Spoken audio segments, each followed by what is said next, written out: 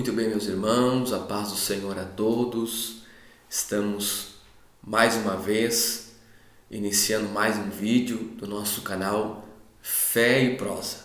E no vídeo de hoje nós queremos compartilhar uma palavra ao seu coração, um tema que veio ao meu coração e eu quero compartilhar com vocês. Está no livro de Mateus, capítulo 18, a partir do versículo de número 21, uma palavra bem conhecida, que diz assim: Então Pedro, aproximando-se, perguntou-lhe: Senhor, quantas vezes perdoarei meu irmão, que pecará contra mim? Até 7 vezes? E Jesus lhe respondeu: Não te digo que até 7 vezes, mas que 70 vezes 7. Então Jesus vai lançar uma parábola, dando-nos a explicação sobre o perdão. Ele vai falar sobre isso dizendo no versículo 23: Por isso, o reino dos céus é semelhante a um rei que quis ajustar as contas com os seus servos, e começando a fazer contas, foi-lhe apresentado um que lhe devia 10.000 talentos. Não tendo com o que pagar, seu senhor mandou que ele fosse vendido, bem como sua mulher, seus filhos e tudo quanto ele tinha, e que a dívida então seria paga. Então aquele servo prostrou-se diante dele, dizendo: Senhor, sê paciente comigo, e tudo eu te pagarei. E o senhor daquele servo, movido de compaixão, soltou-o e perdoou-lhe a sua dívida. Saindo, porém, aquele servo encontrou com um de seus conservos que lhe devia 100 denários. Agarrando-o, sufocava-o, dizendo: Paga o que me deves. Então o seu conservo, prostrando-se aos seus pés, rogava-lhe, dizendo: Tem paciência comigo e te pagarei tudo. Ele, porém, não quis, antes foi, encerrou-o na prisão até que pagasse a dívida. Vendo os seus conservos o ocorrido, entristeceram-se muito e foram relatar ao seu senhor sobre tudo o que ocorrera. Então, seu senhor, chamando-o, disse-lhe: Servo mau, perdoei-te toda aquela dívida que tinha, porque me suplicastes. Não devias tu também compadecer-te de teu conservo, como eu tive compaixão de ti? Então seu senhor, indignado, entregou aos torturadores até que pagasse toda a sua dívida. Assim vos fará também meu Pai celestial, se de coração não perdoardes cada um de seus irmãos as suas ofensas. Este texto bíblico, esta parábola que Jesus vai descrever, é uma parábola que Jesus está explicando aos seus discípulos, porque Jesus vem ensinando diversas situações aos seus discípulos, e a partir do versículo de número 15, ele vai descrever de como nós devemos perdoar o nosso irmão. E a pergunta que se inicia é a pergunta de Pedro. Quando Jesus está ensinando este tema, que é muito profundo e muito importante nos dias em que vivemos, Pedro ele vai lançar essa pergunta sobre o perdão para Jesus. Pedro vai dizer: Senhor, quantas vezes perdoarei meu irmão que pecara contra mim? Até 7 vezes? Pedro vai lançar um número, uma quantidade matemática para um limite do perdão, sendo que a cultura judaica ela estava extrapondo que a minha necessidade de perdão para com alguém, meu irmão, que pecara contra mim, era de até 3 vezes. Normalmente, naturalmente, Pedro ele sim passa este limite, ou passa esse número de um dado que é dado pela cultura judaica. Pedro vai falar de 7 vezes. Aí Jesus vai falar não somente 7 vezes, mas 70 vezes 7. O que Jesus está querendo dizer é que o emblema do perdão, ele não está evolucrado, ele não está em uma situação matematicamente falando. Jesus não está expondo a matemática sobre o perdão. Jesus está expondo que o emblema da matemática não é somente uma quantidade limitada, mas é ilimitado, falando que o perdão ele vai muito mais além do que nós podemos imaginar. Olha o que Jesus então vai explicar aos seus discípulos. Jesus ele tem uma forma de uma parábola, né, de uma história, uma narrativa bíblica, para poder identificar e fazer com que seus discípulos pudessem pedagogicamente entender a situação que Jesus está falando. Então Jesus lança esta parábola dos dois devedores. O que Jesus está mostrando? Que existe o perdão de Deus, né? E existe o perdão humano, reconhecimento do perdão de Deus e o reconhecimento do perdão humano. O que Jesus está dizendo? Jesus está falando sobre esta parábola, que ele diz que o reino dos céus é semelhante a isto, a um rei que quis ajustar as contas com os seus servos. E é isso que nós podemos entender já no início desta parábola que Jesus está explicando aos seus discípulos, que vai chegar um dado momento, um dado dia, em que o rei, nós nos apresentaremos diante dele e as contas serão ajustadas, grandes, pequenos, todos chegarão diante do rei para a prestação de contas. Pois bem, meus irmãos, olha o que este rei vai dizer. Este rei vai dizer que ele começou a chamar aqueles homens que estavam em dívida com ele. E ele chamou um homem do seu reino que tinha uma dívida. E essa dívida, Jesus vai dizer de uma forma exagerada, de uma hipérbole, um exagero, que este homem devia 10.000 talentos. E esta dívida deste homem de 10.000 talentos, nós podemos entender que era uma dívida impagável. 10.000 talentos era o equivalente a 350 toneladas de ouro. 10.000 talentos era o equivalente a 13 anos de impostos da nação.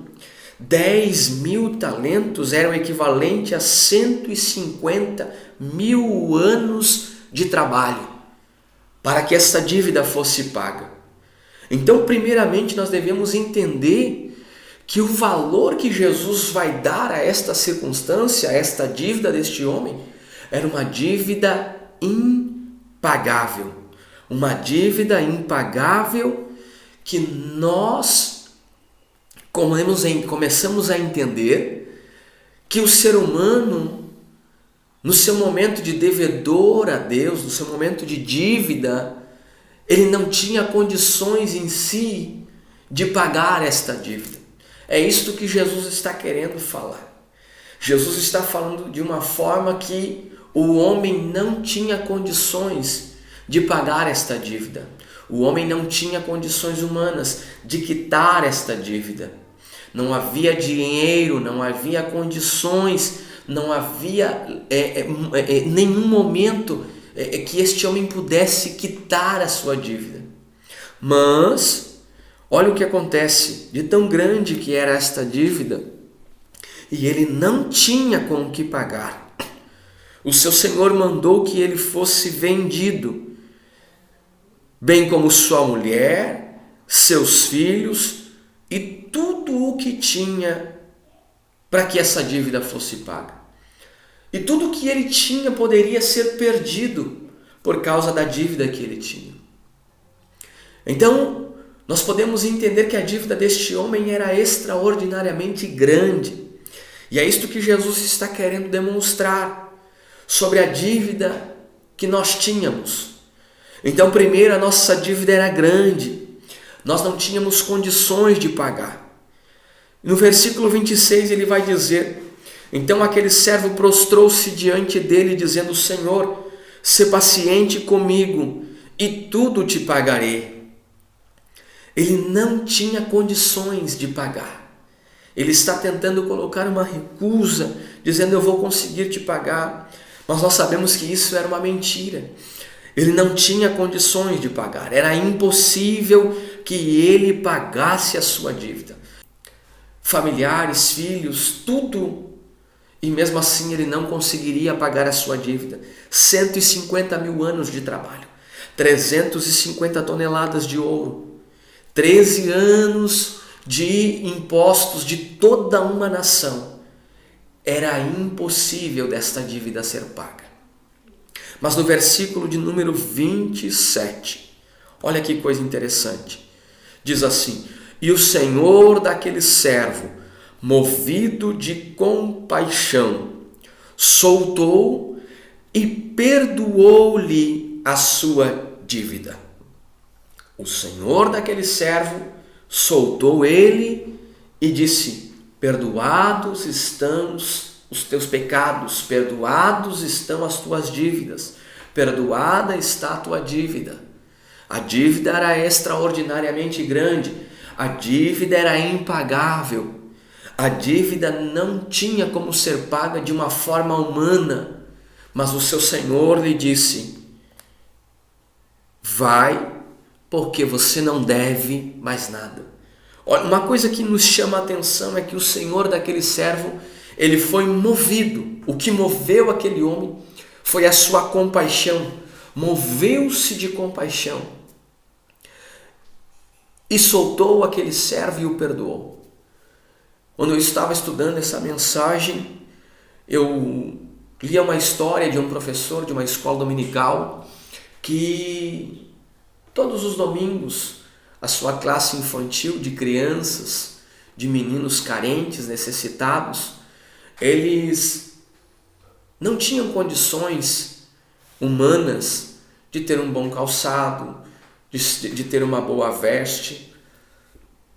E certo dia um professor foi até uma loja, comprou roupas, comprou calçados, e aqueles presentes ele foi até a casa de um de seus alunos, e aquele menino o recebe de longe, coisas de menino, de criança, com uma pedrada, e aquela pedrada acerta justamente o professor. O professor é levado até o hospital, é cuidado da sua ferida, passa-se algum tempo e o professor vai novamente até a casa daquele menino, entrega os presentes para o pai, para a família daquela criança, daquele menino. E a história diz que no outro dia o pai pegou o seu filho, porque sabia que foi o seu filho que o havia apedrejado o professor. Chegou até a casa do professor e disse: professor, nós viemos lhe devolver os presentes, porque o meu filho não é merecedor do que o Senhor está o presenteando. Foi ele que lhe acertou a pedrada. Então, o professor vai dizer: é verdade, ele não é merecedor. É verdade, ele não merecia, mas ele precisa. Sabe o que Jesus está dizendo? Jesus está dizendo: nós não éramos merecedores.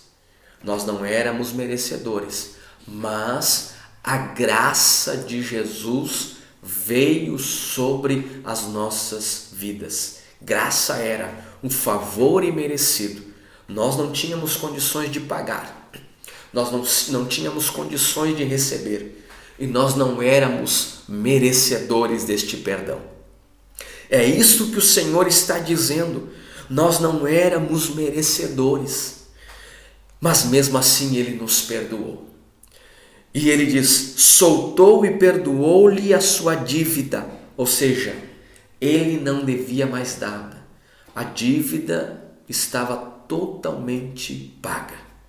O que Jesus está dizendo é: o perdão que eu dou é completo. O perdão que eu concedo é por inteiro, é completo, não é pela metade. Mas olha que coisa interessante, este foi o perdão de Deus para com as nossas vidas. Mas no versículo 28, a história é totalmente modificada, Porque depois que este homem sai da presença do seu senhor que o perdoou, ele foi e encontrou-se com um dos seus conservos que também devia a este homem. Mas a dívida era totalmente diferente. A dívida era exorbitante menor. Muito se fala da dívida deste conservo, porque a dívida que ele devia era de 10.000 talentos, mas a dívida deste servo era de 100 denários. A dívida que este homem tinha era de aproximadamente 3 meses de trabalho. Não tinha nem comparação com a dívida deste servo para com o seu senhor. O seu conservo tinha uma dívida de 3 meses de trabalho, 100 denários. Mas mesmo assim, olha o que este homem faz. Este homem, tomado de uma ira, agarra-o, sufoca-o, dizendo: paga o que me deves. E então o seu conservo, prostrando também aos seus pés, rogava-lhe, dizendo: tenha paciência comigo, e tudo eu te pagarei. Ele, porém, não quis, antes foi e encerrou até que pagasse a sua dívida. A dívida era pagável, a dívida era totalmente diferente do seu conservo para deste servo com o seu senhor. Mas ele não agiu com a mesma forma, ele não agiu da mesma maneira. E é isso que Jesus está dizendo, fazendo um comparativo com as nossas vidas. Jesus está dizendo: você conseguiu perdoar? Porque você que não conseguiu perdoar ainda, não entendeu a grandeza do perdão que você recebeu. Só consegue perdoar quem entende a grandeza do perdão que recebeu. A dívida que ele tinha era impagável, a dívida que ele tinha era de uma forma extraordinariamente grande. Ainda que ele vivesse 150.000 anos, ele não conseguiria pagar. Olha a grandeza da dívida que o seu Senhor o perdoou. Mas ele não conseguiu entender a grandeza da sua dívida.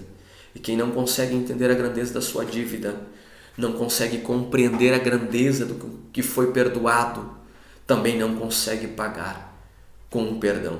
Não consegue liberar o perdão, porque ainda não compreendeu a dívida que tinha. E ele então prendeu o seu servo, encerrou na prisão. Note que o perdão entristece pessoas que estão ao redor.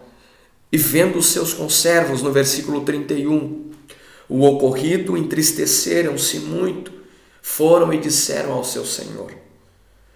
Então o seu senhor mandou-o chamar, dizendo: servo mau, eu te perdoei toda a tua dívida que me devia, porque me suplicastes. Não devias tu também te compadecer do teu conservo, como eu tive compaixão de ti? Não conseguiu compreender a grandeza do que havia recebido. Então o perdão é isso. O perdão que nós não conseguimos liberar é porque também não compreendemos de que nós não entendemos a grandeza que nós recebemos. O tamanho da diferença do perdão que recebemos, da grandeza que recebemos, o preço extraordinário deste perdão que você recebeu. Então isso faz com que este homem chegue novamente da presença do seu Senhor. Então o seu Senhor, indignado, entregou-o aos torturadores até que pagasse toda a sua dívida. Jesus está dizendo que a falta de perdão é para quem, primeiro, não entende a grandeza que recebeu. Segundo, a falta de perdão, ela promove a ira de Deus. A falta de perdão promove a ira de Deus. Deus está dizendo: você foi perdoado. O céu é lugar de pessoas perdoadas. Como nós queremos perdoar alguém se se nós também não o retribuímos com o perdão. Deus está dizendo: perdoado você foi também para perdoar. A falta de perdão promove a ira do nosso Senhor. Mas o céu é um lugar de pessoas perdoadas. O céu é um lugar de pessoas que foram perdoadas. E você não pode ficar longe do céu. Você não pode ficar longe do que Deus tem para a sua vida pela falta de perdão. Libere o perdão. O perdão vai trazer a comunhão. O perdão vai trazer alegria. O perdão traz um relacionamento em paz. E a falta de perdão não. A falta de perdão é como fez o seu Senhor. Entregou aos seus torturadores até que pagasse toda a sua dívida. Eu encerro dizendo que a falta de perdão é como uma tortura que nós temos no nosso interior. E quem não consegue liberar o perdão, quem convive com a falta de perdão, vive uma vida de tortura, vive uma vida de compromissos interiores, vive uma vida do seu interior sem conseguir comunhão. A falta de perdão é uma tortura interna. A falta de perdão é algo que lhe traz tortura toda a sua vida. Mas Deus está dizendo nesta parábola que assim como a grandeza do perdão que nós recebemos, nós também devemos liberar ao nosso próximo, ao nosso irmão. Não conviva com a falta de perdão, pois a falta de perdão vai lhe trazer muitos prejuízos. Mas o perdão de Deus lhe concederá não somente o céu e a morada com Deus, mas lhe concederá alegria, comunhão e relacionamento em paz. Deus abençoe você, Deus abençoe a sua família e que nós podemos entender que o perdão, ele vai muito além de emblemas matemáticos. Ele é sem limites, assim como a nossa dívida que nós recebemos com uma grandeza tão grande que nós não tínhamos condições de pagar, mas que o Senhor faça nós entendermos dia após dia que a grandeza que nós recebemos do nosso perdão, que nós não éramos merecedores e não tínhamos condições de pagar, nós também possamos passar adiante para que o nome do Senhor seja glorificado nas nossas vidas. Deus abençoe você, Deus abençoe a sua casa e que nós possamos viver perdoados para perdoar. Deus abençoe em nome de Jesus.